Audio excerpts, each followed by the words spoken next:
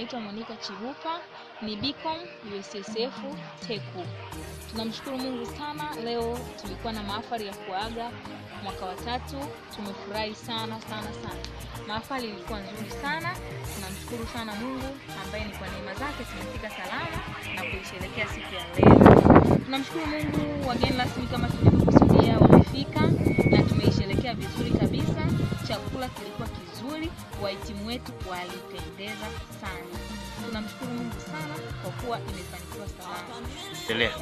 Tunamshukuru Mungu kwa kuwa wageni rasmi alikuwepo mgeni rasmi kutoka chuo kikuu cha hapa Teofilo Kisanji alifika. Pia rais wa USSF Taifa, tunamshukuru Mungu alikuwepo na katibu mkuu. Pia wanaofuata wa mkoa wetu wa Mbeya walituletea mwakilishi alikuwepo. Tunamshukuru Mungu sana, na rais wetu wa chuo kikuu hichi cha Teofilo Kisanji alikuwepo. Tumefurahi sana.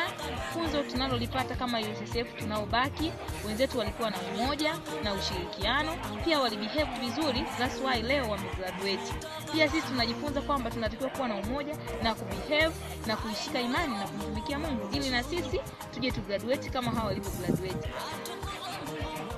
Shukrani zetu za dhati ziwaendee wanakamati zote za mahafali hii, ambao ni kamati ya chakula wakiongozwa na Besa, kamati ya mapambo wakiongozwa na Josia.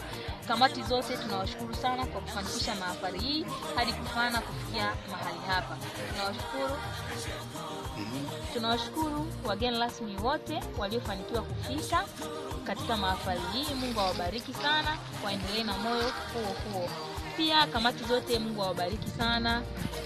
Maoni yangu mimi kama Bicom wa USSF na pia ninayebakia katika chuo hiki, tunaomba tuendelee na ushirikiano, tuishike imani, tuachane na mila potofu, tuachane na mambo yote ambayo yasiyofaa, tumtumikie Mungu katika roho na kweli.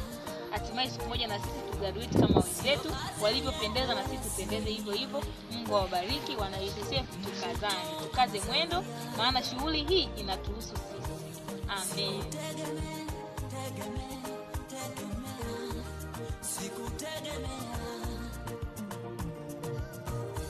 Sikutegemea